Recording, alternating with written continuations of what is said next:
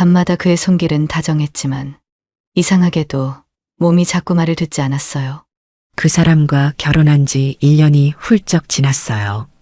정확히는 14개월. 사람들은 말하죠. 좋은 분 만나서 이제 편안하시겠어요?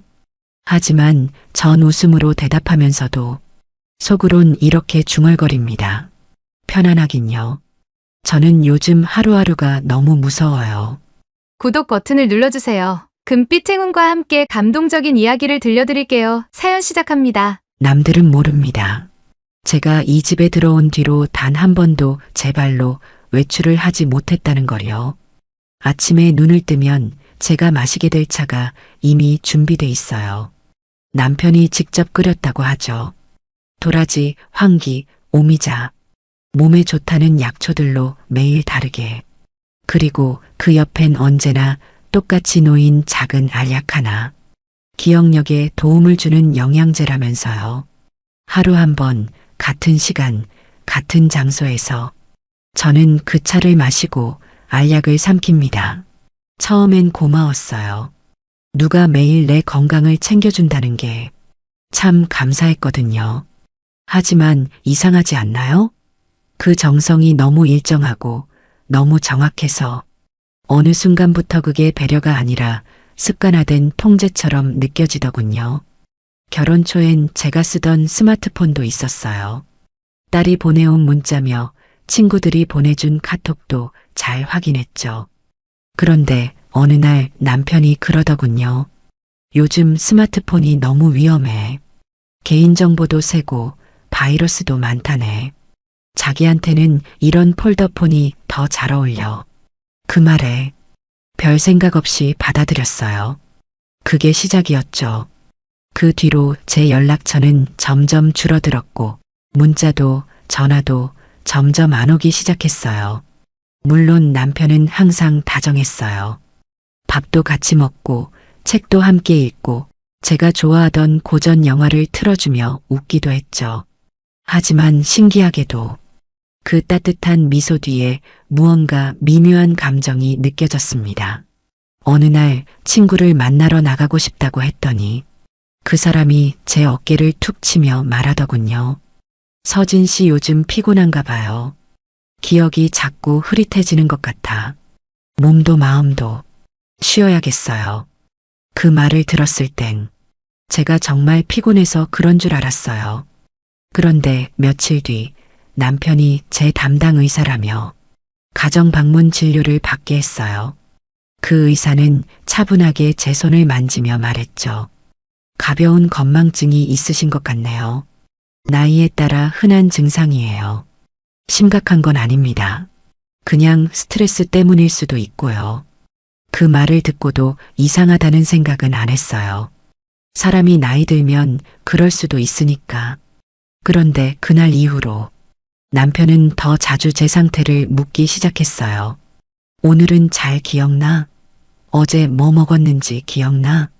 그리고 어느 순간 제가 했던 말들조차 믿지 않기 시작했죠. 거울 앞에 선 어느 날 제 모습을 봤어요. 창백한 얼굴, 굳은 표정, 무기력한 눈빛. 그때 깨달았어요. 이 사람이 나를 사랑하는 게 아니라 지배하고 있다는 걸요. 이 집엔 잠금 장치가 없는 문이 없습니다. 마당도, 부엌도, 서재도 모두 자물쇠가 있어요. 문이 잠겨 있다는 건 밖으로 나가지 말라는 의미잖아요. 처음엔 보안 때문이라고 했어요.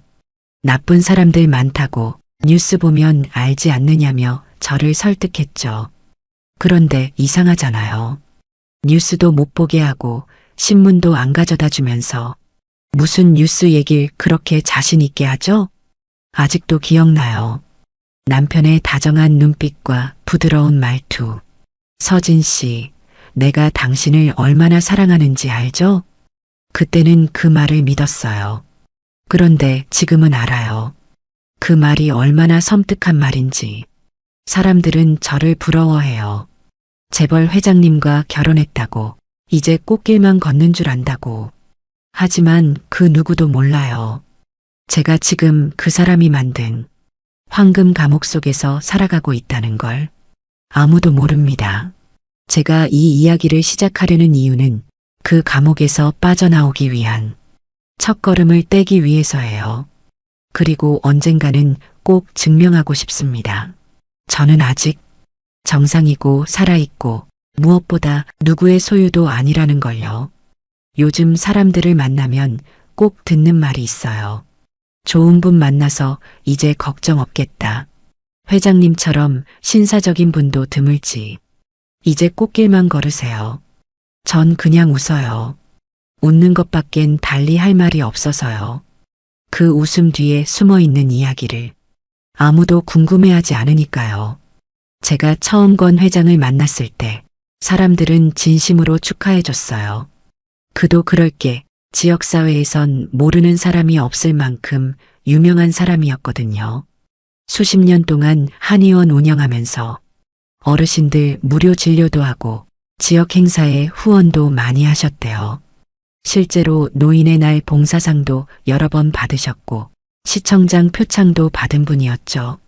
정중하고 예의 바르고 말투도 조곤조곤해서 어디서나 존경받는 어른이었어요. 저도 그랬어요. 그분 앞에 서면 나도 왠지 반듯해지는 느낌이 들었죠. 결혼 후에도 그는 다정했어요. 새벽에 일어나 죽을 끓이고 허브를 달여 차를 내주고 같이 조용한 음악을 듣고 저녁이면 정원에 함께 산책도 나갔어요. 그 모습만 보면 정말 영화 같았죠.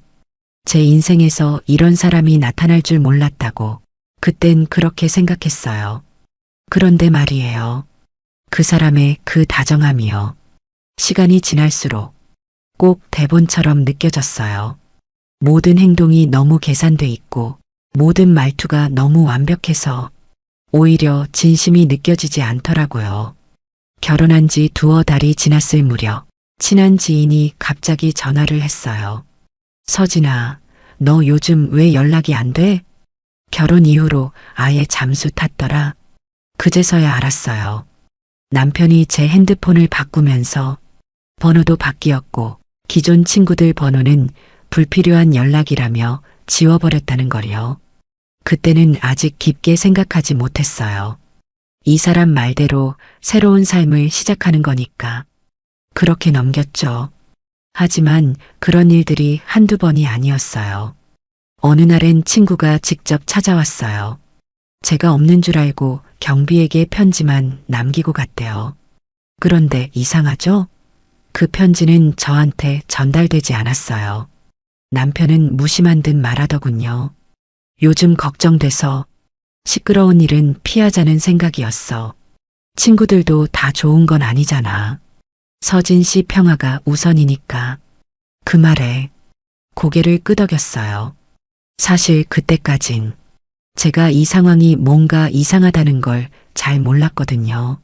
남편은 늘 저에게 이렇게 말했어요. 서진 씨는 피곤해 보여요. 내가 도와줄게요. 걱정하지 마요. 내가 당신 편이에요. 그래서 저는 믿었어요. 이 사람이 날 진심으로 아끼는구나. 세상 누구보다 나를 보호해주고 싶어 하는구나. 그런데요, 그런 말들을 들으면 들을수록 점점 제 안에서 나는 혼자선 아무것도 못하는 사람인가 하는 생각이 자꾸 자라났어요. 지금 와서 생각해보면 그게 다 그 사람의 방식이었던 것 같아요. 외출하고 싶다고 말하면 밖은 위험하잖아. 뉴스 보니까 요즘 납치도 많다더라. 이렇게 말하고 문화센터 강의를 다시 해보고 싶다고 하면 그럴 필요 없지 않아? 이제는 여유롭게 살아야지. 라고 대답하고 혼자서 마트라도 다녀올 수 있겠냐고 말하면 걱정돼서 안 돼. 혹시 길에서 쓰러지기라도 하면 어쩌려고 그래? 라고 했어요. 처음엔 다 걱정이고 배려라고 생각했지만 나중엔 그게 제 모든 선택지를 차단하는 말이라는 걸 알게 됐어요. 그 사람의 말이 계속될수록 저는 점점 아무것도 선택하지 않게 됐고 그러다 보니 어느 순간부터 아무것도 스스로 할 수 없게 된 거예요. 하루는 거실 창가에 앉아 있었어요. 정원이 보이는 그 자리에 앉아서 한참 동안 생각했죠. 지금 이 집에 나를 찾아올 사람은 아무도 없구나. 연락이 끊겼고 친구들은 제 결혼을 끝으로 소식이 뚝 끊겼고 딸은 외국에 나가 있으니 제가 어떻게 지내는지 알 방법조차 없고 가만히 앉아 있는데 그 조용한 정원에서 나는 마치 감옥에 갇힌 죄수처럼 느껴졌어요. 문제는 이 감옥엔 철창도 자물쇠도 없다는 거예요. 그 대신 미소가 있고 다정한 목소리가 있고 당신을 위해서야라는 말이 있는 그런 감옥. 사람들은 여전히 말합니다. 좋은 분과 재혼하셔서 다행이에요. 이제 외롭지 않으시겠어요. 정말 복 받으셨어요. 그 말들이 들릴 때마다 전 안쪽 입술을 꽉 깨물게 돼요. 저는 지금 복을 받은 게 아니에요. 감옥에 들어와 있어요. 다정하고 조용한, 그리고 아무도 그 실체를 모르는 지독한 감옥이에요. 그 사람은 처음부터 다정했어요. 제가 어릴 적 꿈꾸던 신사의 이미지 그대로였죠. 차분한 말투, 섬세한 손길, 그리고 늘 저를 먼저 배려하는 행동. 다른 사람들 앞에서도 그랬고 둘만 있을 때는 더했어요. 결혼 전 병원에서 다리를 다쳤을 때 그는 한 달 내내 병문안을 왔습니다. 직접 끓인 미역국을 보온병에 담아오고 꽃다발은 계절에 맞게 바뀌었고요. 그 사람이 놓고 간 편지엔 이런 말이 적혀 있었어요. 서진 씨, 오늘은 많이 아프지 않았으면 해요. 아프면 말해주세요. 제가 언제든지 안아드릴게요. 그런 말을 저는 처음 받아봤어요. 이 나이 되도록 누구에게 안아줄게요라는 말을 들을 줄은 몰랐죠. 그 진심이 너무 고맙고 따뜻해서 전 그 사람을 의심할 수 없었습니다. 결혼 후에도 그 다정함은 이어졌어요. 아침에 눈을 뜨면 창문은 이미 열려 있고 제가 좋아하는 국이 식탁에 올라와 있었고 저녁이면 음악을 틀어놓고 함께 포트에 차를 우려 마시곤 했죠. 이 집에서 우리 둘이 이렇게 늙어갈 수 있다면 좋겠어요. 그 말에 마음이 몽글몽글해졌던 날도 있어요. 그런데 이상했어요. 그 다정함이 너무 완벽했어요. 말실수 한 번, 언성 높이는 일도 한 번 없이 항상 웃고 이해하고 배려하는 그 모습이 어느 순간부터 저를 불편하게 만들기 시작했죠. 어떻게 사람이 항상 이렇게 흠없이 다정할 수 있죠? 그리고 어느 날부터였을까요? 그의 다정함에 아주 작은 금이 가기 시작했어요. 어느 저녁 제가 나지막이 물었어요. 영섭 씨, 다음 주에 한번 문화센터에 들러보고 싶어요. 거기 계신 분들이 보고 싶네요. 그 말에 그의 젓가락이 잠시 멈췄어요. 입가엔 여전히 웃음이 있었지만 그날따라 웃음의 끝이 살짝 떨리는 걸 느꼈어요. 서진 씨, 거긴 이제 자기랑 맞지 않아요. 그때 그 시절은 너무 고단했잖아요. 이젠 그런 곳보단 조용한 게 더 어울려요. 그 말이 틀린 건 아니었어요.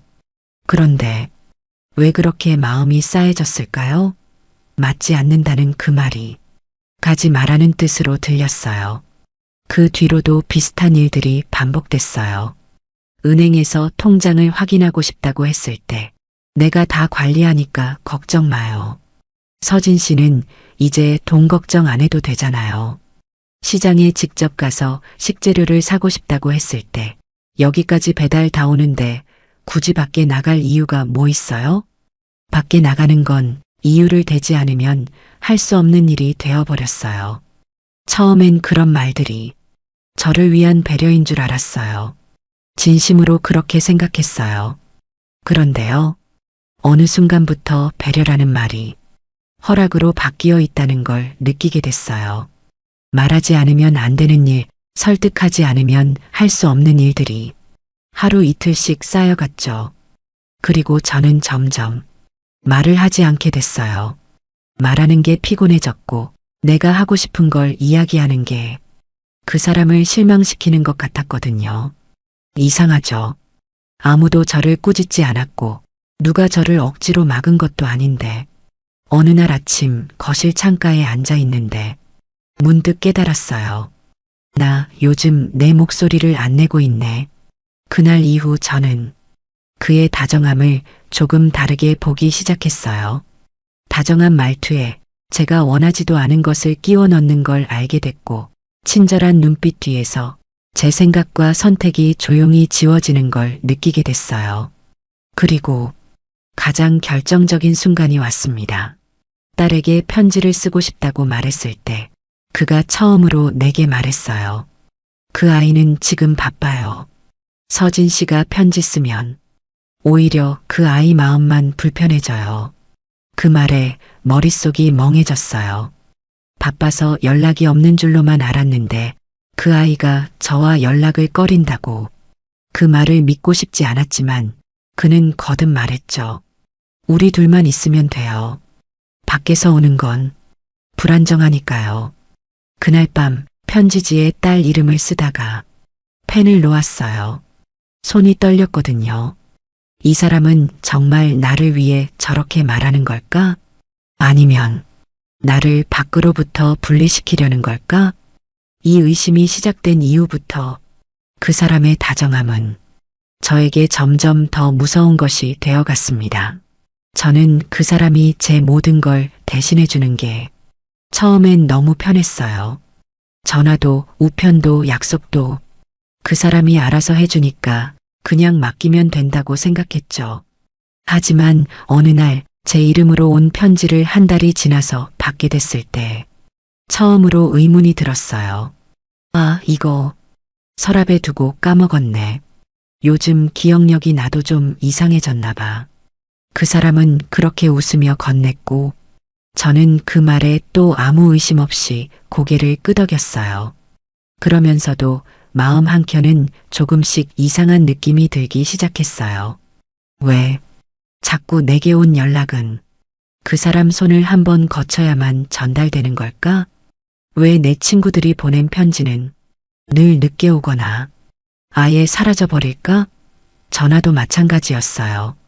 처음엔 폴더폰으로 바꾼 것까진 그렇다 쳐도 언젠가부터 전화벨이 울리지 않았어요. 하루 종일 벨이 울리지 않길래 남편에게 물어봤죠. 요즘 전화가 아예 안 오네. 기계가 고장난 걸까? 그랬더니 그 사람은 웃으며 말했어요. 요즘 다 문자로 하지. 누가 전화를 해. 괜히 스팸만 늘어나. 그 말이 그땐 또 그럴듯하게 들렸죠. 그런데 다음 날 우연히 남편의 방에서 제 폰을 만지게 됐을 때 통화 기록이 아예 없다는 걸 알게 됐어요. 발신 제한 번호 차단, 저장되지 않은 번호 수신 불가, 그런 설정이 모두 켜져 있었죠.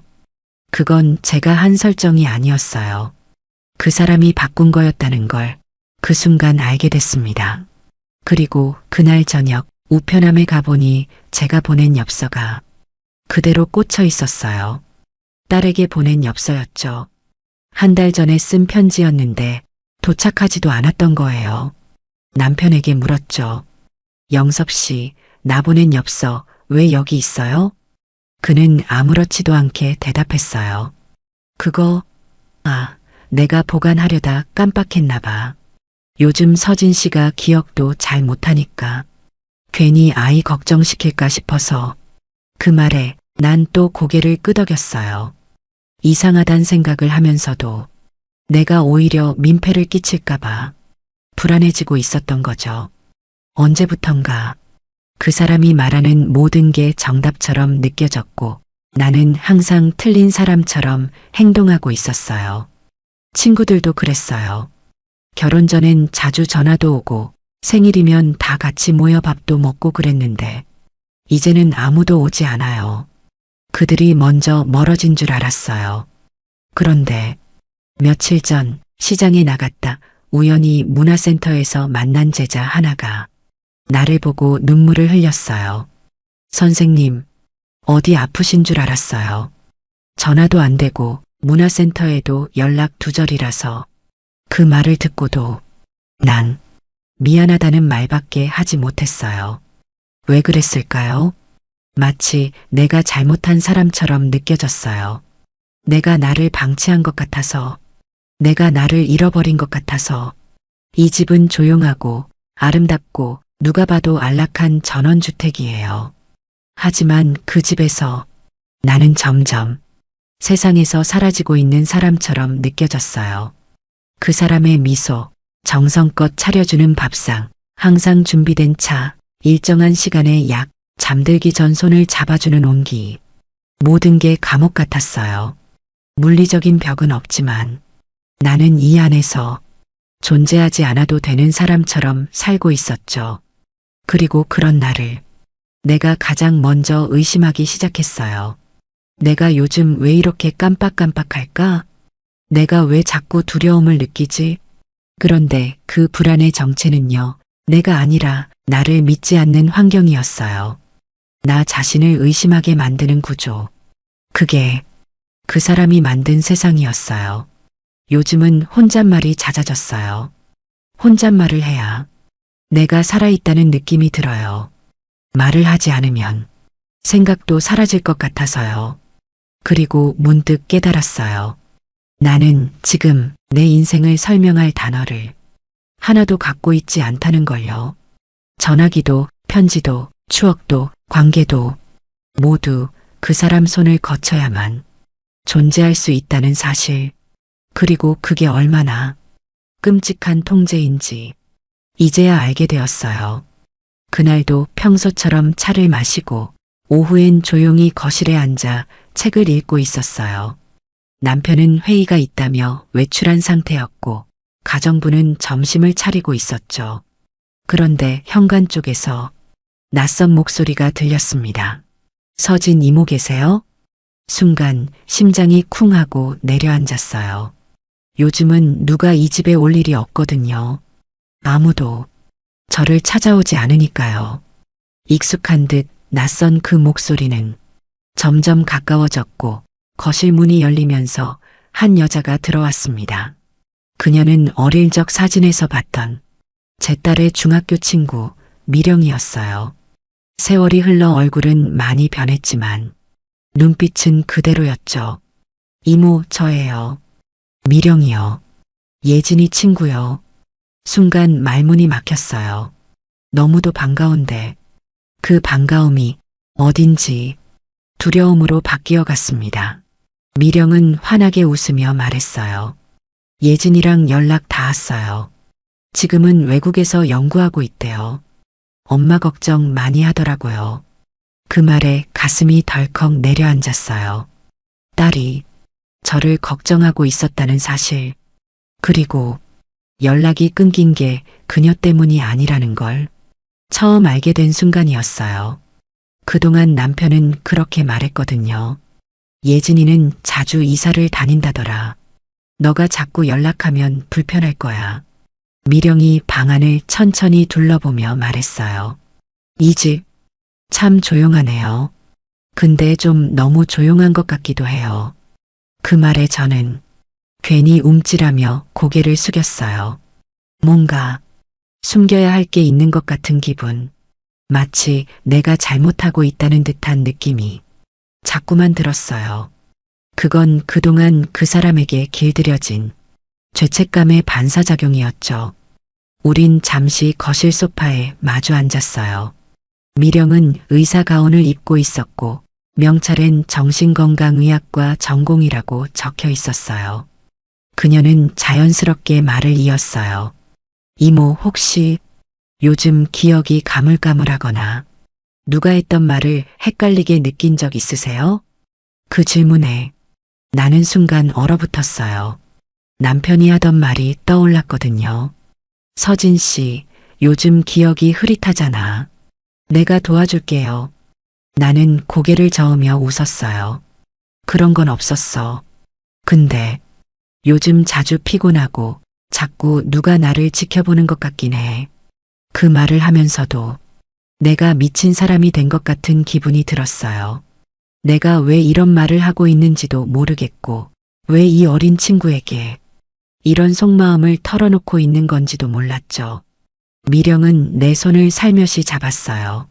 이모, 그 말 그냥 넘기지 마세요.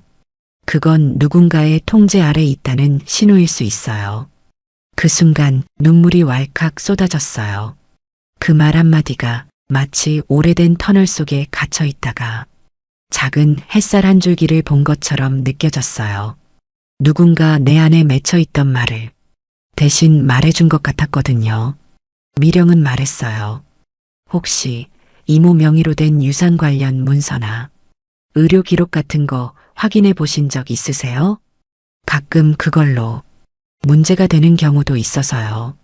그때 나는 처음으로 내가 뭔가 놓치고 있었을지도 모른다는 생각을 했어요. 결혼하면서 모든 걸 남편에게 맡긴 게 그렇게 큰 문제였을 줄은 몰랐거든요. 그날 저녁 남편은 평소와 다름없이 웃으며 말했어요. 오늘은 손님이 왔다 갔나 봐. 미령이라는 친구. 예진이 친구 맞지?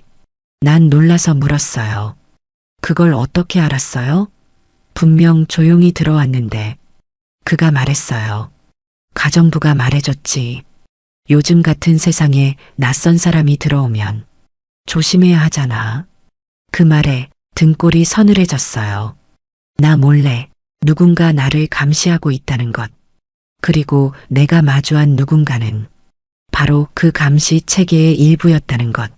하지만 그날의 미령은 제게 잊고 있던 단어 하나를 떠올리게 해줬어요. 현실. 그리고 그 현실은 생각보다 훨씬 더 조용하고 더 교묘하고 더 잔인하다는 것도요. 요즘 기억이 자주 틀리시죠? 그 사람이 처음 이 말을 했을 땐 그저 농담처럼 들렸어요.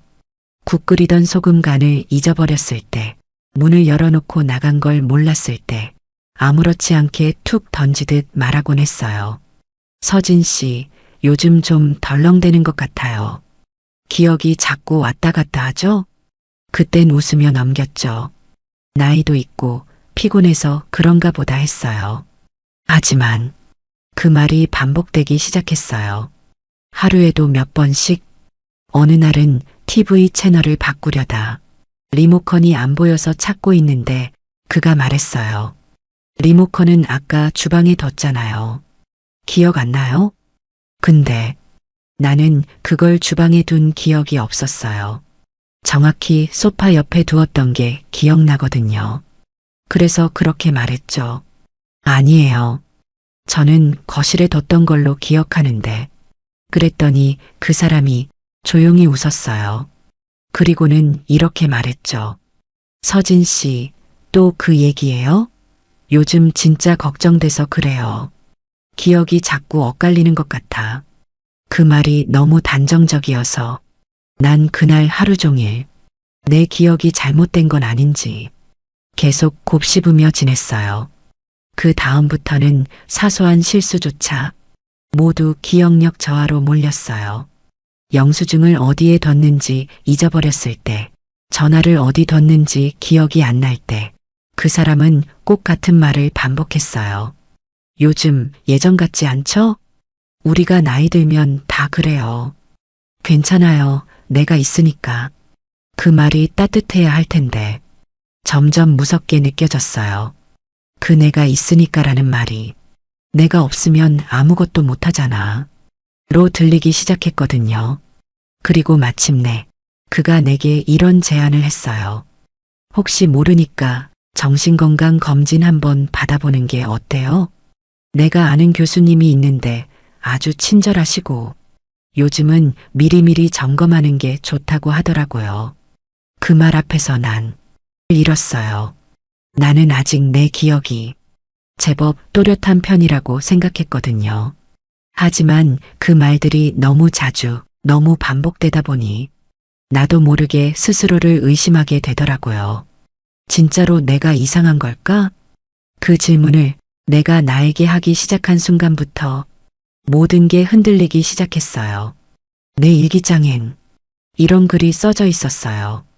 오늘도 리모컨이 사라졌다. 나는 정말 그걸 거실에 뒀던가? 이런 문장이 하루 이틀 쌓이다 보니 나도 헷갈리기 시작했어요. 그래서 남편의 말이 점점 맞는 것처럼 들렸죠. 이젠 내가 아니라 그가 기억을 대신해주는 사람이구나. 그를 믿어야만 제대로 살 수 있는 거구나. 그렇게 나는 내 삶의 키를 조금씩, 아주 조금씩 그 사람 손에 넘겨주기 시작했어요. 그리고 결정적인 날이 왔습니다. 식탁 위에 놓인 약 봉지. 그 안에 익숙한 알약이 들어 있었어요. 늘 먹던 보조제라 생각하고 입에 넣었는데 그날따라 너무 쓴맛이 났어요. 오늘은 약이 다르네요? 그렇게 말하자 그가 웃었어요. 기억이 나야 하는데 이건 며칠 전부터 바꾼 거예요. 지난번 것도 너무 효과가 약했잖아요. 하지만 나는 그가 말한 약 변경 사실을 전혀 들은 적이 없었어요. 정말 없었어요. 그래서 물었죠. 언제 바꿨어요? 나 그런 말 못 들은 것 같은데. 그가 말했어요. 그 얘기도 벌써 잊은 거예요? 내가 아까도 말했잖아요. 그 말 앞에서 나는 할 말을 잃었어요. 내가 뭘 놓치고 있는 건지, 진짜 놓친 건지, 아니면 그가 날 그렇게 몰아가는 건지, 이젠 도무지 알 수가 없었습니다. 그날 밤 나는 거울을 보며 혼잣말을 했어요. 서진아, 제발. 너는 아직 괜찮은 거지? 너는 아직 너지? 내 눈을 바라봤지만 거울 속에 선 여자는 예전에 나 같지 않았어요. 그리고 그때부터 나는 매일 거울을 보며 스스로에게 묻고 있어요. 혹시 너도 이제 기억이 틀려버린 걸까? 그날은 그냥 평범한 날이었어요. 아침에 죽 한 그릇 먹고 정원에 앉아 라디오를 들으면서 햇살을 쬐고 있었죠. 그러다 거실 책상 위에 쌓인 서류 봉투 하나가 눈에 들어왔어요. 겉봉에는 계약서 원본 보관이라고 적혀 있었고 무심코 집어들어 열어보았어요. 안엔 부동산 위임장과 유언장 사본 그리고 가족 동의서라는 문서가 들어 있었죠. 별 생각 없이 넘기다가 그 순간 손이 멈췄어요. 서류 어디에도 제 이름이 없었습니다. 배우자 서명란, 가족 동의란, 심지어 비상 연락인 이름까지 전부 다른 사람으로 되어 있었어요. 전처? 친처? 아니요. 그 이름들, 저한테는 모두 생소한 사람들이었어요. 그리고 가장 아래쪽에 작은 글씨로 쓰인 내용. 만일의 경우 자녀 재산은 고인 의사에 따라 하늘 재단에 귀속됨. 그 재단 이름도 처음 듣는 곳이었고 그 어떤 설명도 받은 적이 없었어요. 그 순간 등줄기에 식은땀이 주르르 흘렀어요. 남편이 갑자기 방에 들어왔을 때 저는 서류를 손에 든 채 그대로 얼어 있었어요. 그거 왜 보고 있어? 그 말투는 늘 부드러웠지만 그날은 처음으로 눈빛이 날카롭게 느껴졌어요. 이게 뭐예요? 왜 제 이름이 없죠? 내가 그렇게 묻자 그는 멋쩍게 웃으며 다가왔어요. 그거, 예전에 정리한 문서야. 전에 있던 것들이라서 별 의미 없어. 지금은 정리 중이니까 걱정하지 마. 그 말이 너무 쉽게 나와서 차라리 더 의심스러웠어요. 나는 말했죠. 그럼 내 이름이 들어간 최신 문서 보여줄 수 있어요? 이건 너무 이상하잖아요. 그는 그제야 얼굴에서 웃음을 걷고 잠시 침묵했어요. 그리고는 말했죠. 서진 씨가 요즘 상태가 안 좋으니까 괜히 복잡한 문서 보면 더 헷갈릴까봐 내가 정리해서 추후에 같이 보자고 했잖아. 하지만 나는 그 어떤 추후도 들은 적이 없었어요. 오히려 내 기억이 잘못된 걸까? 또 흔들리기 시작했지만 이번만큼은 직감이 먼저 반응했어요. 그날 저녁 혼자 방에 앉아 문득 이런 생각이 들었어요. 이 사람 나를 일부러 약하게 만들고 있었던 건 아닐까? 기억이 흐려진다고 반복해서 말하고 사소한 실수마다 나를 혼란스럽게 만들고 나도 모르게 중요한 것들을 넘기게 하더니 마침내 서류에서도 내 이름을 지워버렸다는 걸 알고 나니 소름이 끼쳤어요. 며칠 후 그 사람은 새 문서를 들고 와서 내게 사인해 달라고 했어요. 이건 단순한 동의서야. 혹시 모르니까 당신 이름으로도 일부 등록해 두는 거야. 세금 문제 때문에 그래. 무심한 척 설명하더니 나에게 펜을 쥐어줬어요. 문서 내용은 복잡했고 단어들도 낯설었어요. 지금 읽고 이해하기엔 어렵지. 그냥 믿고 사인해. 나는 언제나 당신 편이잖아. 그 말이 그날따라 너무 낯설게 들렸어요. 그래서 나는 문서를 덮고 말했어요. 당신 편이라는 그 말, 그 편이라는 말이 대체 무슨 뜻이에요? 그는 당황하지 않았어요. 오히려 미소를 지으며 내 손을 다정하게 감쌌어요. 서진 씨, 지금 많이 불안하죠? 그러니까 자꾸 의심하게 되는 거예요. 다 내 잘못이야. 당신을 불안하게 만든 나 때문이지. 그 말에 또 흔들릴 뻔했지만 이제는 알겠어요. 그 사람이 사용하는 모든 말, 그 따뜻한 목소리, 그 미소, 그건 나를 안심시키기 위한 게 아니라 나를 무력하게 만들기 위한 수단이었다는 걸요. 그날 밤 나는 처음으로 마음속으로 다짐했어요. 이 사람을 더는 믿지 않겠다. 비로소 그 다정함이 위험하다는 걸 인식하게 된 순간이었어요. 그리고 다음 날부터 나는 하나하나 기억을 되살리기 시작했어요. 그가 했던 말들 중 내가 동의하지 않았던 건 뭐였지? 사인했던 문서들 중 내가 제대로 읽지 않았던 건 어떤 거였지? 그렇게 작은 파편들을 하나씩 끌어모으기 시작했어요. 언젠가 이 모든 걸 정리해서 내가 여기에 있었고 어떤 삶을 강요당했는지 증명하기 위해서요. 그날은 흐린 날이었어요.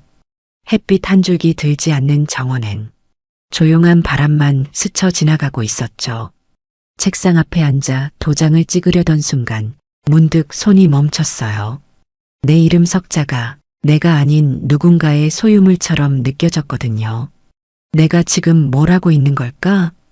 그 질문을 스스로에게 던지는 데만 한참이 걸렸어요.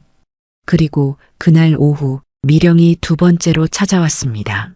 남편이 외출 중이라는 걸 알고 시간을 맞춰왔다는 말에 괜히 미안함이 들었지만 그보다 반가움이 더 컸어요.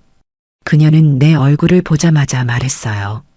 이모, 더 야위셨어요. 눈빛이 너무 흐려졌어요. 지금이라도 병원에 가야 하지 않을까요? 나는 웃으려다 말았어요.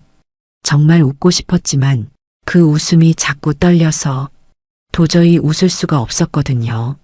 미령은 앉자마자 노트를 꺼냈어요. 저도 병원에서 전공 중이에요. 그래서 이건 직감이 아니라 경험으로 느껴지는 거예요. 그리고 그녀가 꺼낸 말. 이모, 이건 그냥 기분 탓도 일시적인 무력감도 아니에요. 이건 학대예요. 그 말이 머리를 망치처럼 내려쳤어요. 학대라는 단어는 뉴스에서나 보는 말이었고 저 같은 사람이 해당되는 줄은 상상도 못했어요. 학대라고요? 미령은 고개를 끄덕이며 말했다. 이모가 겪는 건 단순한 통제가 아니에요. 이건 명백한 심리적 감금이에요. 외출을 제한하고 연락을 통제하고 기억을 부정하고 경제적 권한을 박탈하고 그리고 중요한 건 그 모든 걸 당신을 위한 일로 포장한다는 거예요. 나는 아무 말도 하지 못했어요. 입술을 떼는 것조차 어렵게 느껴졌어요. 미령은 조심스럽게 내 손을 잡았어요. 이모, 잘못한 게 아니에요. 아무리 똑똑한 사람도, 아무리 삶을 치열하게 살아온 사람도 이런 방식의 통제 앞에선 무너질 수 있어요. 왜냐면 이건 폭력이 아니라 애정처럼 보이거든요. 그 말을 듣는 순간 눈물이 터졌어요. 참으려고 했는데 정말 참을 수가 없었어요. 나는 정말 몰랐어. 그게 다 나를 위한 거라 생각했어. 오히려 내가 부족해서 그 사람이 나를 챙겨주는 거라 믿었는데. 그랬더니 미령이 말했어요. 그걸 노린 거예요. 자존감을 무너뜨리는 게 이들의 방식이에요. 그렇게 만든 다음에 모든 걸 장악하는 거죠. 그 말에 정말 한동안 말이 나오지 않았어요. 내가 겪었던 말들, 표정들, 행동 하나하나가 하나같이 머릿속을 스쳐 지나가며 다시 보이기 시작했어요. 밖에 나가지 마세요. 위험하니까. 스마트폰은 복잡하니까 폴더폰 쓰세요. 기억이 잘 안 나시죠? 걱정하지 마요. 내가 있으니까요. 그 모든 말이 위로가 아니라 묶는 끈이었다는 걸 이제야 알게 된 거예요. 미령은 내게 작은 종이봉투를 건넸어요. 이 안에 병원 주소, 상담센터 연락처, 그리고 긴급 구조 지원 신청서가 있어요. 혹시라도 불안해지면 이 중 한 군데로 연락하세요. 나는 두 손으로 그 봉투를 받았어요. 작고 낡은 봉투 하나였지만 그건 내게 지금까지 받았던 그 어떤 선물보다도 더 큰 의미였어요. 그건 도망칠 수 있다는 희망이었고, 나를 믿어주는 사람이 있다는 신호였고, 무엇보다 내가 틀린 게 아니었다는 증명이었어요. 그날 밤 나는 내 서랍에 그 봉투를 깊숙이 숨겼어요. 그 사람의 눈에 띄지 않게. 그리고 처음으로 일기장에 이렇게 적었어요. 나는 지금 학대를 받고 있다. 그 사람은 나를 사랑하는 것이 아니라 지배하려 한다. 나는 틀린 게 아니다. 그 문장을 적는데 10번은 넘게 손이 멈췄고 다 쓰고 난 뒤엔 손가락이 덜덜 떨렸어요. 하지만 이상하게도 처음으로 마음이 조금 가벼워졌어요. 누군가 내 이야기를 듣고 이름을 붙여줬다는 것. 그게 이렇게 큰 위안이 될 줄은 몰랐거든요. 이건 학대입니다. 이제 저는 그 말을 제 안에서 부정하지 않기로 했어요. 그리고 그 진실을 지우지 않기 위해 내 안에서 나를 조금씩 되살려보기로 했습니다. 그날 이후 나는 매일 아침 일어나면 책상 앞에 앉아 작은 노트를 펼칩니다. 어제 무엇을 했는지, 무슨 생각을 했는지, 그 사람은 무슨 말을 했는지, 모든 걸 가능한 한 자세하게 적습니다. 왜냐고요? 그 사람은 자꾸 제게 말했거든요. 그건 그렇게 안 했잖아. 그 얘긴 내가 이미 했는데요. 서진 씨, 요즘 진짜 걱정돼요. 기억이 자꾸 틀려요. 그렇게 반복해서 들으니까 정말 내가 착각했나? 내가 그걸 잘못 기억한 걸까? 자꾸 의심이 들었어요. 그런데 이제는 확신할 수 있어요. 틀린 건 내 기억이 아니라 그가 말한 그 사실들이에요. 그래서 나는 씁니다. 내가 살아있다는 증거를 남기기 위해서요. 내가 내 삶을 통제하고 있다는 걸 잊지 않기 위해서요. 노트 한 권은 벌써 반을 넘겼고 펜도 세 자루쯤 달았어요. 처음엔 손이 떨려 글씨가 삐뚤빼뚤했어요. 하지만 하루 이틀 조용히 기록을 하다 보니 내 생각과 감정이 조금씩 정리되기 시작했어요. 처음엔 단순히 기억을 붙잡기 위한 글이었는데 지금은 마치 잃어버렸던 나를 한 줄 한 줄 되살리는 작업 같아요. 어느 날은 문득 내가 썼던 글귀 하나를 다시 읽으며 가슴이 찡해졌어요. 나는 예전의 내가 아닙니다. 하지만 아직 완전히 사라지진 않았어요. 이 문장을 쓴 날은 정확히 미령이 이건 학대예요라고 말했던 다음 날이었어요.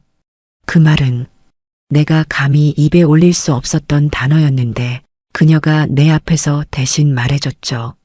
그래서였는지 그날 이후로는 내 안에 어떤 단단한 무언가가 자라기 시작했어요.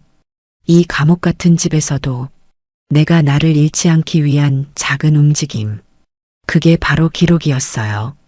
이따금씩 그 사람이 책상 옆을 지나가며 묻기도 해요. 요즘은 뭘 그렇게 열심히 써요? 하루 일기예요. 생각을 정리하려고요. 좋은 습관이네요. 그런데 너무 오래 쓰진 마요. 머리 아파지니까. 그는 여전히 다정한 말투로 걱정하는 척하지만 그 속엔 불편함이 묻어 있어요. 내가 뭔가를 기억하고, 내가 스스로를 확인하고, 내가 의심을 멈추지 않는다는 것. 그게 그 사람에겐 무서운 일이겠죠. 최근엔 문장뿐 아니라 구체적인 날짜와 시간, 그가 어떤 말을 했는지 정확한 표현까지 기록하고 있어요. 그리고 그중 일부는 미령에게 보여주기 위해 따로 정리도 하고 있어요. 혹시라도 내가 또 기억이 틀렸다는 공격을 받게 되면 이 노트가 내 증인이 되어줄 테니까요. 노트 속에선 나는 아직 나예요.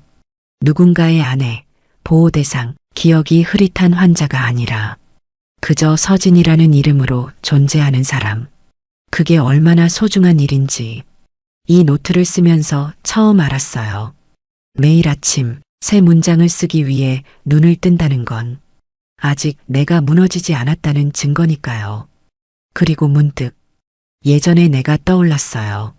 문화센터에서 아이들한테 민요를 가르치던 시절, 소리를 내는 법, 장단을 느끼는 법, 몸을 펴고 숨을 들이마시던 그날들.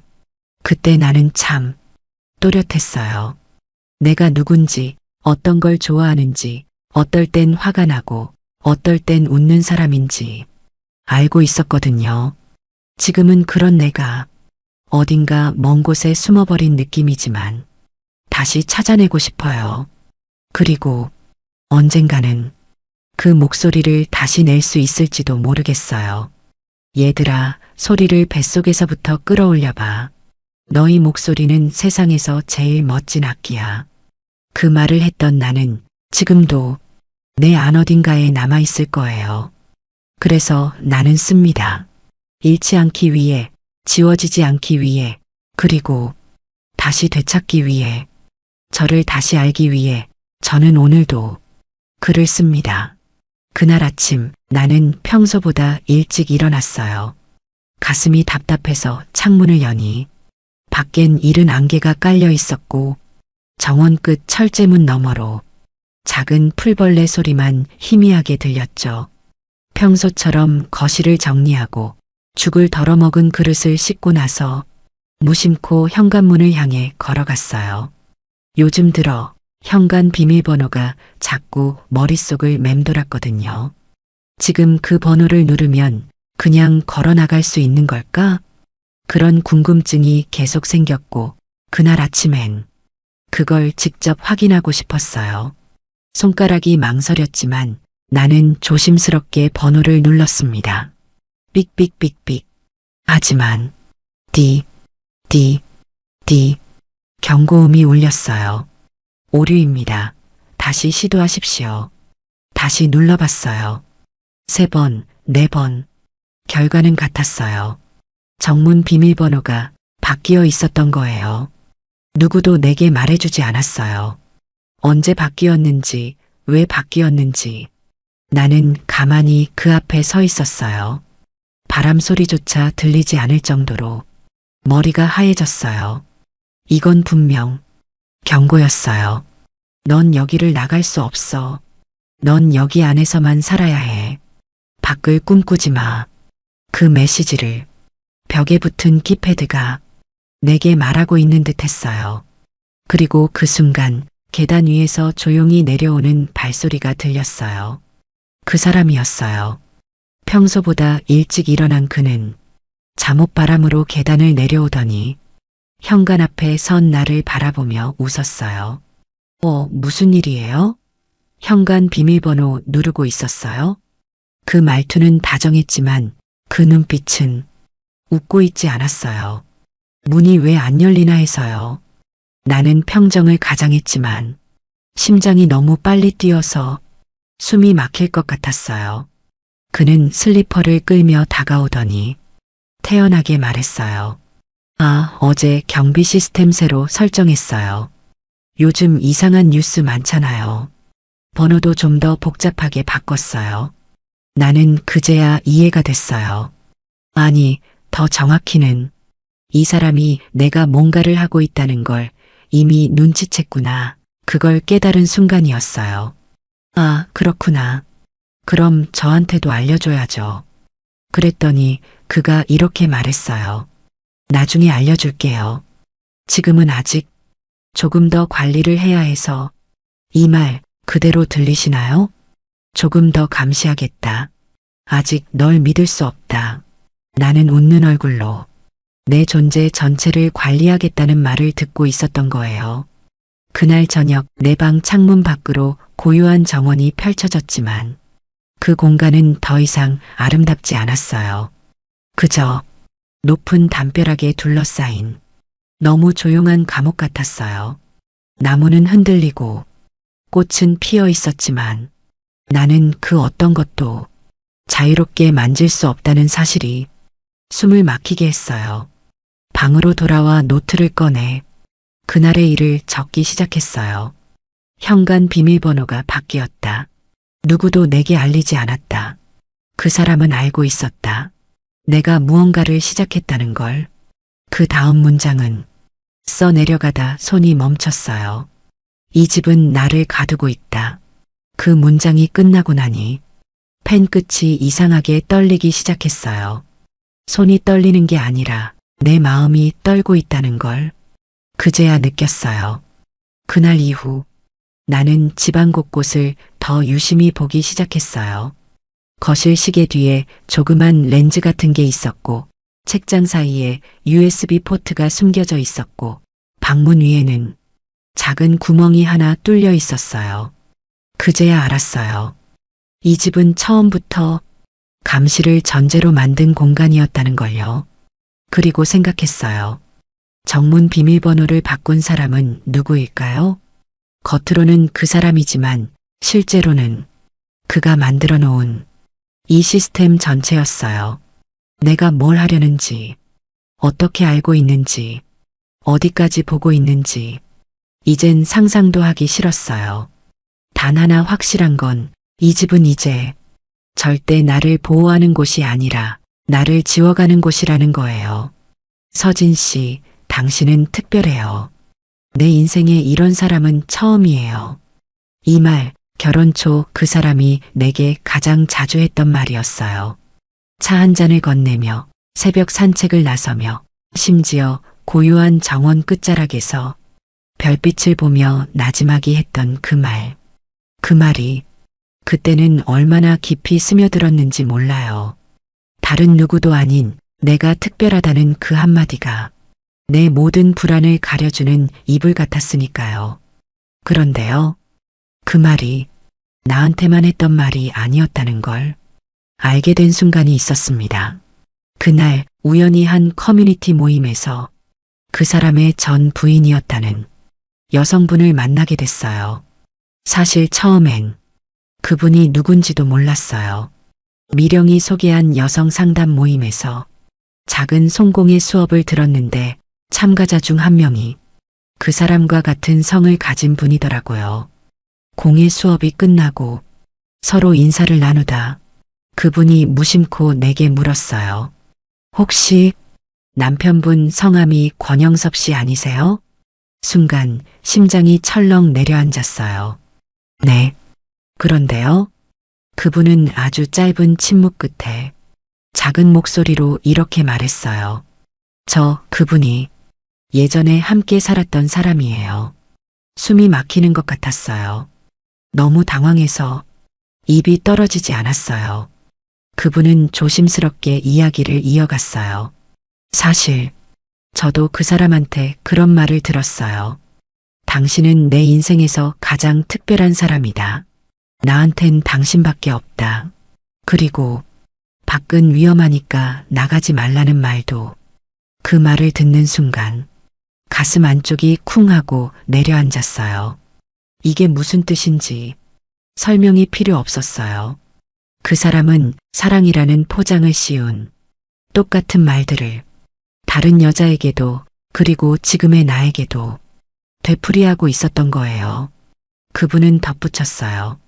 전 오래 못 버텼어요. 너무 숨이 막혀서 결국 나왔어요. 근데 그 사람은 워낙 겉으론 다정하고 점잖아서 제가 아무리 말해도 아무도 안 믿더라고요. 나는 말없이 그분의 손을 잡았어요. 말이 필요 없었어요. 그 손을 잡는 순간 마치 내 지난 1년이 한꺼번에 떠오르는 느낌이었거든요. 그리고 그분이 마지막으로 이렇게 말했어요. 당신 혹시 지금도 그 사람이 주는 차 마시고 있어요? 나는 그 말에 입술을 꾹 다물었어요. 이미 다 멈췄다고는 말하지 못했어요. 아직 완전히 끊지 못하고 있었으니까요. 그분은 고개를 천천히 끄덕이며 말했어요. 저도 그랬어요. 그게 이상하게 중독처럼 되더라고요. 안 마시면 불안하고 머리가 어지럽고 결국 나중엔 내가 진짜 이상한 사람이 된 줄 알았어요. 그 말을 듣는 순간 난 모든 조각이 맞춰지는 기분이었어요. 그가 나를 사랑한 게 아니라 그는 방식을 사용한 거였어요. 패턴이 있었던 거예요. 그가 내게만 했던 말들은 그 사람의 방식 중 하나였고 그 다정함은 전략이었어요. 통제의 말, 의심을 무디게 만드는 말, 고립을 포장하는 말.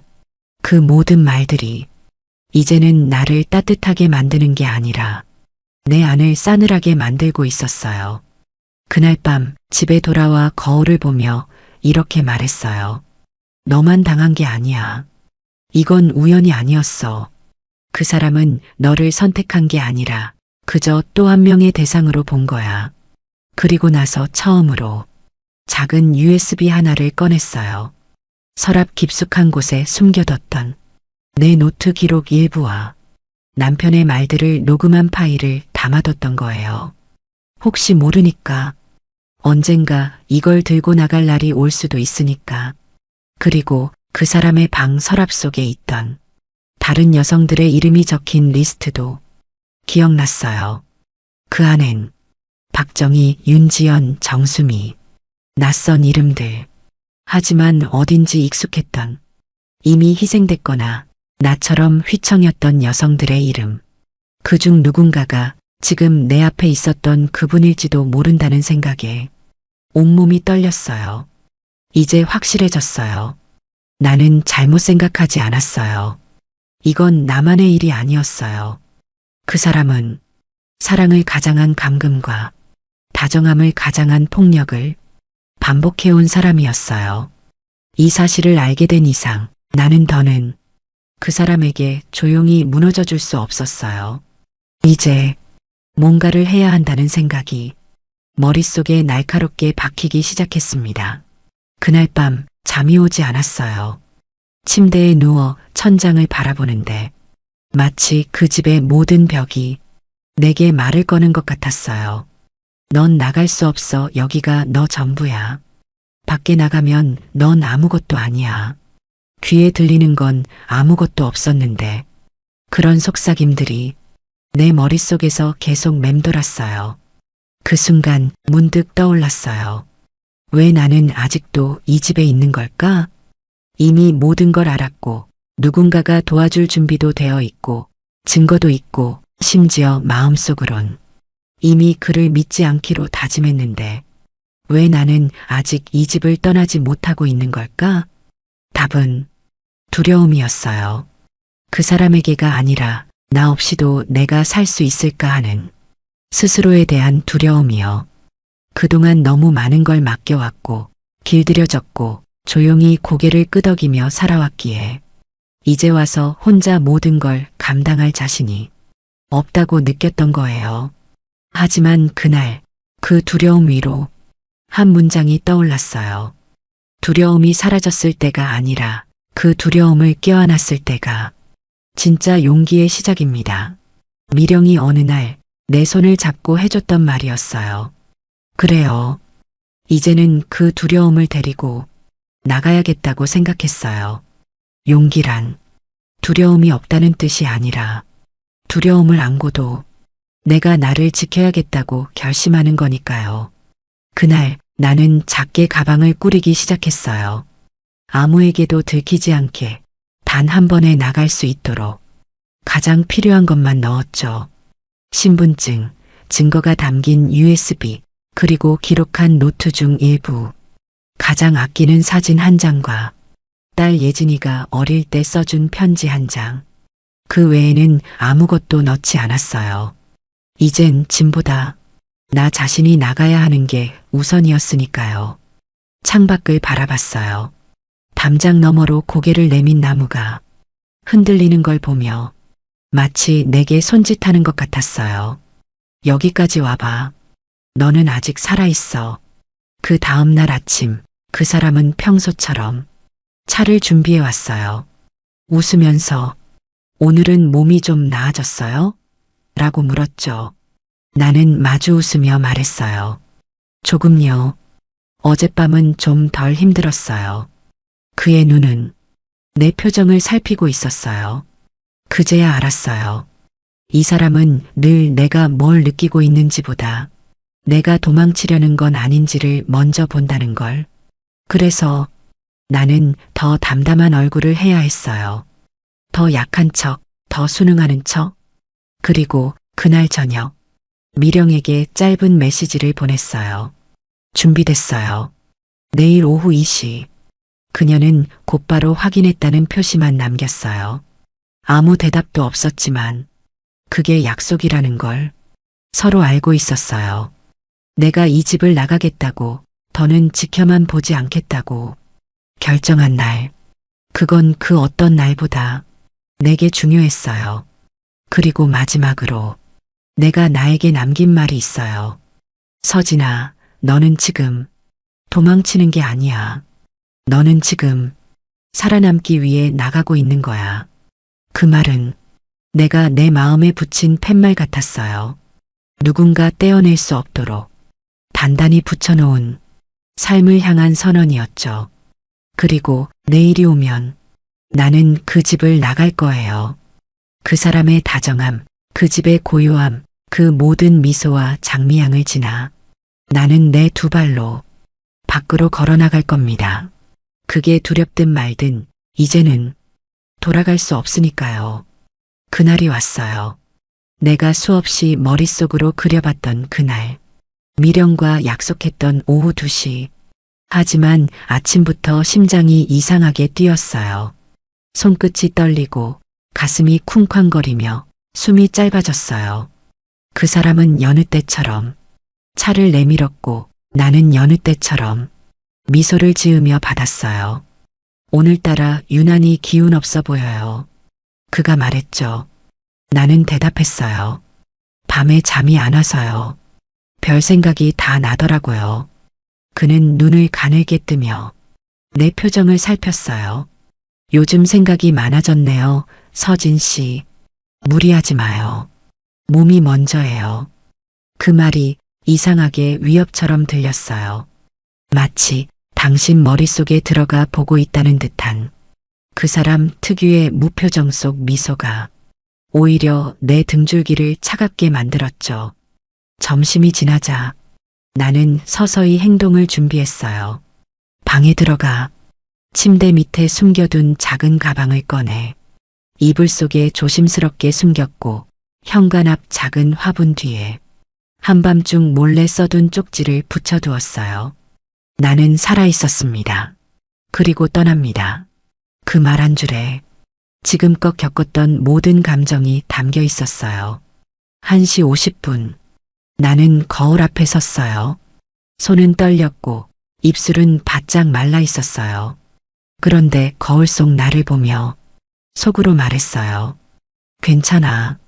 넌 지금 아주 잘하고 있어. 내가 나를 그렇게 격려해야만 다리를 움직일 수 있었어요. 1시 58분. 현관문 앞에 섰어요.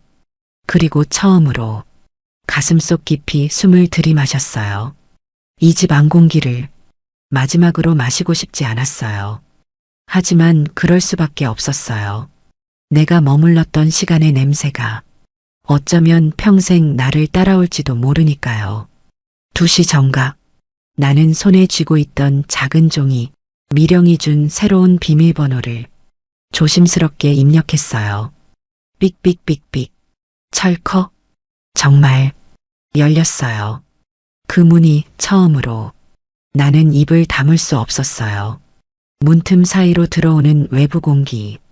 그 안에 있던 차가운 바람 한 줄기가 내 뺨을 스치자 눈물이 왈칵 쏟아졌어요. 그리고 바로 그때였어요. 서진 씨, 지금 어디 가요? 등 뒤에서 들려온 그 목소리. 심장이 멎을 뻔했어요. 느릿하게 돌아보니 그 사람이 거실 끝 복도에 서 있었어요. 그의 손에는 찻잔이 들려 있었고 표정은 무표정이었어요. 하지만 그 눈빛만큼은 분명했어요. 다 봤어요. 당신 계획하고 있었죠. 이건 배신이에요. 숨이 막혔어요. 말문이 막혔어요. 하지만 발은 움직였어요. 가방을 움켜쥐고 나는 단 한마디도 없이 문을 박차고 나갔어요. 뒤에서 그가 외쳤어요. 서진 씨, 지금 뭐 하는 짓이에요? 지금 어디로 가고 있는 거예요? 그 말이 머릿속에서 계속 울렸어요. 당신은 지금 어디로 가고 있습니까? 그 말에 나는 속으로 대답했어요. 나는 지금 나를 되찾으러 갑니다. 정원길을 달리는데 미령의 차가 저 멀리서 보였어요. 정확히 약속된 장소, 약속된 시간. 차 문이 열렸고 나는 뛰어들듯이 올라탔어요. 출발해요, 미령. 미령은 나를 보며 단 한마디도 하지 않았어요. 그저 내 손을 꼭 잡았어요. 그리고 그 순간부터 모든 것이 바뀌기 시작했습니다. 하지만 그 집의 그림자는 그렇게 쉽게 사라지지 않았어요. 내 머릿속에서 그의 말들이 떠나지 않았고 그의 눈빛이 내 꿈속에까지 따라왔어요. 차가 멀어질수록 공기는 더 맑아졌지만 내 마음은 점점 더 무거워졌어요. 정말 잘한 일일까? 내가 괜한 오해를 했던 건 아닐까? 정말 내가 기억한 게 모두 맞는 걸까? 그런 생각들이 뒤섞이던 찰나 미령이 조용히 말했어요. 지금 드는 그 생각들, 그 사람이 원했던 거예요. 그 말에 나는 눈을 감았어요. 그 사람의 마지막 말. 당신은 지금 어디로 가고 있습니까? 그 물음은 이제 공포가 아니라 내가 나에게 던지는 희망의 질문이 되었어요. 나는 지금 나의 이름을 되찾으러 가고 있습니다. 그날 이후 나는 완전히 다른 공간에서 눈을 떴습니다. 햇살이 커튼 사이로 자연스럽게 스며들고 누구도 문을 두드리지 않았고 누구도 약을 건네지 않았습니다. 쉼터의 아침은 너무도 평범해서 오히려 낯설었어요. 한동안은 아침마다 차를 마시지 않아도 되는 삶에 적응하는데 시간이 걸렸습니다. 누군가가 나를 위해 무언가를 준비하지 않아도 되는 아침. 내가 내 생각을 말해도 그 누구도 의심하지 않는 오후. 그리고 내가 혼자 방 안에 있어도 감시당하고 있지 않다는 확신이 있는 밤. 이 모든 게 처음엔 믿기지 않았어요. 처음 며칠은 계속 뒤를 돌아봤어요. 현관 비밀번호를 다시 확인했고 창문에 손바닥만 한 카메라가 붙어 있는 건 아닌지 조심스럽게 살펴보았어요. 이제야 알겠더군요. 몸보다 마음이 먼저 갇혀 있었고 그 마음이 스스로를 더 심하게 묶고 있었다는 걸요. 그래도 조금씩 숨을 쉬는 법을 배워가고 있어요. 거울 앞에서 다시 묻습니다. 서진아, 오늘도 괜찮니? 그리고 나는 매일 조금씩 응이라는 대답을 내 스스로에게 해주고 있습니다. 그런데 그 평온은 오래가지 않았습니다. 탈출 일주일 뒤 뉴스 한 줄이 휴대폰 알림에 떴어요. 권 회장 측 허위 주장 피해로 고소 준비 중. 전 부인의 정신 건강 이상 진단 기록 확보 주장. 그 문장들을 보는 순간 숨이 턱 막혔어요. 역시 시작됐구나. 그 사람은 절대 가만히 있지 않을 사람이었죠. 내가 떠난 걸로 끝났다면 그는 그의 본 모습이 아니었을 거예요. 다음 날 미령과 상담센터에서 만난 자리에서 미령은 걱정 가득한 눈빛으로 말했어요. 이모, 회장 측에서 당신이 조현병 이력이나 환각 증상을 가졌다고 주장하고 있어요. 이전 진료 기록이 있다면서 허위 진술로 몰아가려 해요. 나는 웃음이 나왔어요. 웃기고 황당해서요. 내가 겪은 고통을 이제는 상상이나 망상으로 몰겠다는 거였어요. 그 사람의 방식은 늘 같았죠. 당신은 약해. 당신은 틀렸어. 당신은 기억하지 못해. 미령은 말했어요. 하지만 걱정하지 마세요. 우리에겐 증거가 있어요. 녹음 파일, USB, 그리고 이모가 작성한 노트. 그 말을 듣고 나는 고개를 끄덕였어요. 그래요. 내가 기록한 모든 것들이 이제 내 무기가 되는 거예요. 예전 같았으면 이쯤에서 무너졌을지도 몰라요. 하지만 지금 나는 두 다리로 이곳까지 걸어온 사람이었어요. 그날 밤 나는 노트의 한 페이지를 찢어서 새로운 종이를 꺼내 이렇게 적었습니다. 이 싸움은 이제 끝이 아니다. 이 싸움은 지금부터 시작이다. 그리고 그 아래에 이 문장을 써넣었어요. 나는 나를 위해 증언할 것이다. 다음 주 미령은 기자회견을 제안했어요. 익명으로도 괜찮아요. 얼굴을 공개하지 않고도 충분히 목소리를 낼 수 있어요. 하지만 나는 고개를 저었어요. 숨으면 내가 잘못한 사람처럼 보일 거야. 난 숨지 않을 거야. 지금까지 숨어 있었으니까. 이젠 나설 차례야. 쉼터의 방 안 낡은 책상 위에서 나는 거울을 바라봤어요. 이젠 거울 속 내가 낯설지 않았어요. 기억이 혼란스럽고 눈빛이 흔들리던 때와는 달랐어요.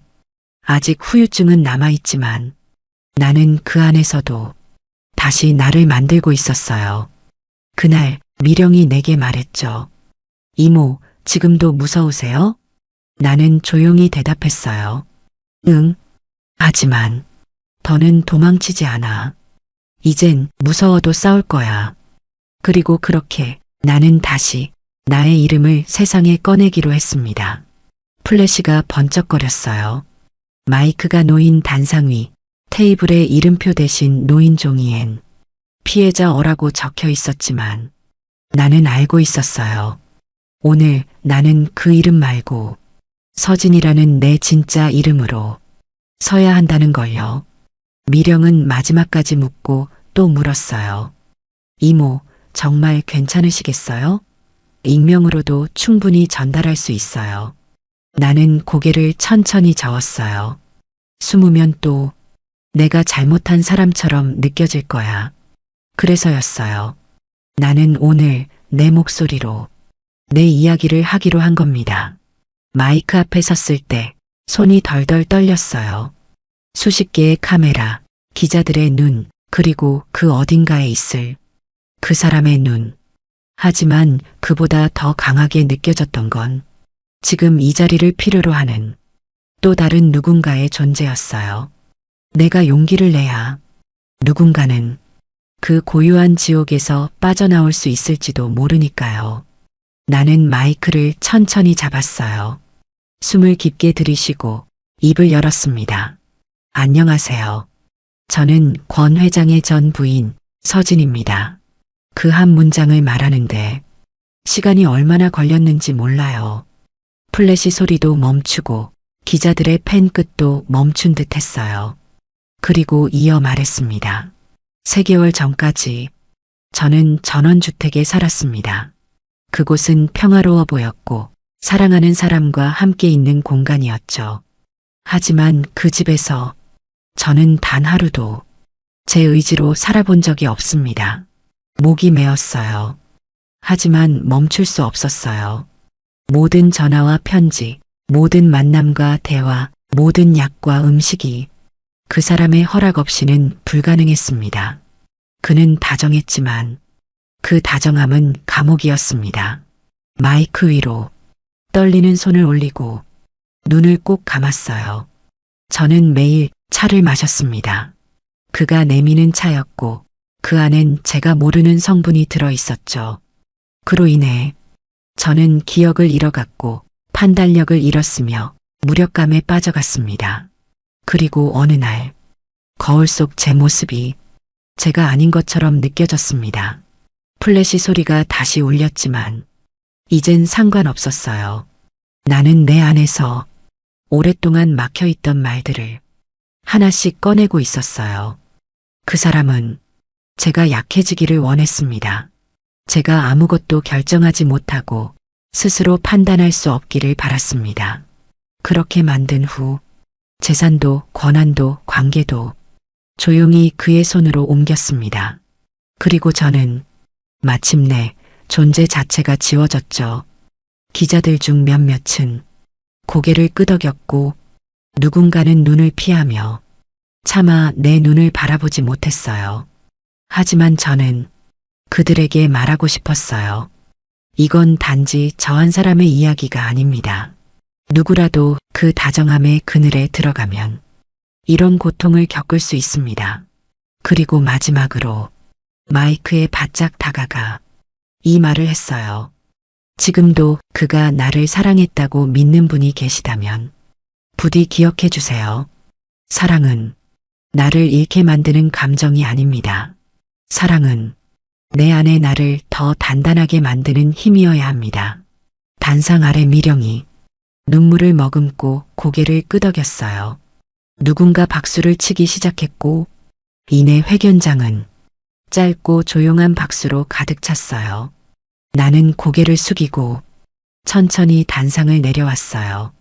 그 순간 처음으로 이제 정말 끝이 시작되었구나 하는 생각이 들었어요.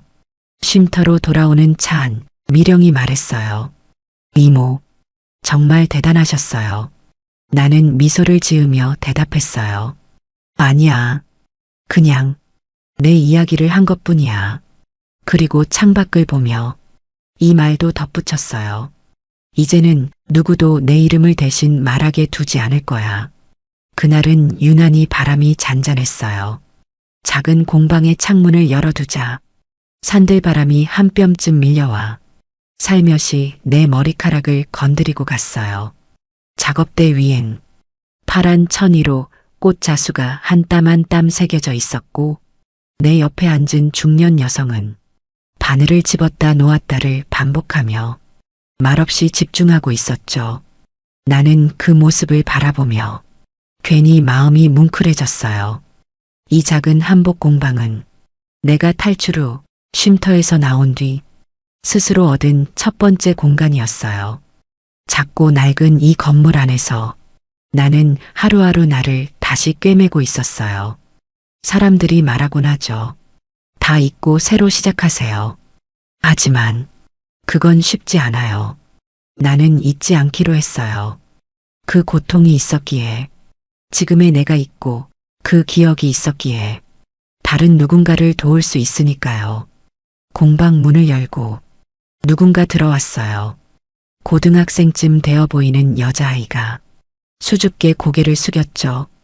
여기 한복 직접 만들 수 있다고 해서요. 나는 반갑게 맞이하며 말했어요. 물론이죠. 처음이에요? 그 아이는 고개를 끄덕였고 나는 천을 고르며 조용히 말했어요. 한복은요, 입는 사람의 마음을 품는 옷이에요. 그러니까 지금 너의 마음이 어떤지 그 마음을 그대로 담아보자. 그 말에 아이는 천천히 미소를 지었어요. 그날 오후 나는 공방 뒤편 작은 텃밭에서 조용히 바람을 맞으며 라디오를 틀었어요. 마침 라디오에선 내 이야기, 그날의 기자회견 이후 바뀐 사회 시스템에 대한 뉴스가 흘러나왔죠. 이후 전국 쉼터 시스템에 기억감정 기록 치료 프로그램이 도입되었습니다. 권 회장 사건 이후 심리적 통제를 수반한 가정학대 문제에 대한 사회적 인식이 전환되고 있습니다. 그 말을 들으며 나는 조용히 눈을 감았어요. 내가 견뎌낸 시간이 단지 고통만으로 남지 않았다는 것, 그것이 지금의 나를 조금은 따뜻하게 해주었어요. 그리고 그날 오후 예진이에게서 편지가 도착했어요. 엄마, 미안해요. 그땐 엄마가 괜찮다고 해서 믿었는데 그게 엄마의 진심이 아니라는 걸 이제 알았어요. 이제라도 엄마 목소리를 들을 수 있어서 너무 감사해요. 편지를 읽으며 나는 조용히 중얼거렸어요. 괜찮아, 예진아. 이제부터 우리 천천히 다시 시작하자. 삶은 여전히 녹록지 않아요. 공방 운영도 쉽지 않고 때론 악성 댓글이나 권 회장 지지자들의 시선도 부담스럽고요. 하지만 그럼에도 불구하고 나는 매일 아침 내 이름을 되뇌이며 하루를 시작해요. 서진, 서진. 나는 서진이다. 그리고 나는 살아있다. 그날 텃밭을 정리하며 바람을 맞는데 문득 그런 생각이 들었어요. 내 이름이, 내 삶이, 내 목소리가 다시 살아났다고요. 그 순간 바람이 내 귓가를 스치며 이렇게 말하는 것 같았어요. 서진아, 이제 너의 시간이야. 그 어떤 감옥도 내 마음까지는 닿지 못했잖아. 나는 그 바람에 대답했어요. 응, 이제는 내가 나를 지킬 거야. 그리고 그날처럼 잔잔했던 봄바람은 마치 오래된 친구처럼 내 어깨를 토닥이고 그 자리를 조용히 떠났습니다. 이제 나는 더는 피해자가 아니라 내 인생의 주인공으로 살아가고 있습니다. 지금 이 순간에도 누군가는 다정함이라는 이름 아래 조용히 지워지고 있을지도 모릅니다. 그러나 잊지 마세요. 누구도 당신의 이름을 대신 정할 수 없고 당신의 삶을 마음대로 지워버릴 권리는 없습니다. 서진 씨처럼 상처를 껴안고도 자신의 이름을 지켜낸 사람들의 용기가 이 세상을 조금씩 바꾸고 있습니다. 당신도 그리고 우리 모두도 누군가의 도움 없는 목소리가 되어줄 수 있습니다. 구독 버튼과 댓글로 여러분의 감동을 나눠주세요. 다음에도 더욱 더 좋은 이야기로 인사드릴게요.